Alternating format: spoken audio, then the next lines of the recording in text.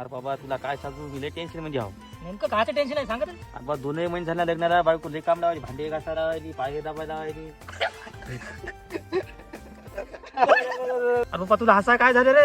अरे बाबा तुला माहित नाही का मला 5 वर्षाचा अनुभव आहे. तुला काय 2 महिन्याचा आहे. मी 5 वर्षापासून भांडे नाही सगळेच काम करत असतो मी. बायको धुणं धुवायला होते सकाळी.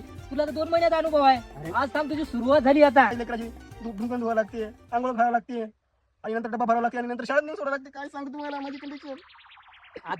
थांबा आता आपल्या गावामध्ये एक नवीन चोरी झाली ते फोनवर लयच बोलायला पोरग रात्र कळेन त्याला दिवसही कळेन ती आईले तिकडून त्याची जरा मजा घेऊ आपण. ते संदीप का हा संदीप त्याची जरा मजा घेऊ. जेवण करतो जेवण करतो. पप्पू बरं बरं बरं छोटू घेऊ. ठीक आहे ओके. काय झालं श्रीकांत? काय ना काय झालं? ठीक आहे सर. काय नाही, बरं. होय संदीप भाऊ आम्ही ऐकलं खरी गोष्ट आहे का? तुमचं लग्न ठरलं म्हणा. सगळंच माहित आहे की तुम्हाला. ऐकायची काय नवरदेव सांगू लागले अनुभवी नवरदेव. याला तर सकाळी येऊन येतो या लग्नात. तुम्हाला तर स्पेशल पार्टी स्पेशल श्रावण सोडला. बाबा हे मला आता पार्टी मागायची श्रावण मध्ये मला लग्नाची आपण दोघांची एकदा देऊ ना मग. नाही कसं कसं बनल. दोघांची मला पार्टी मध्ये मोठी पाहिजे. पार्टी मोठी काही मोठं चालत नाही.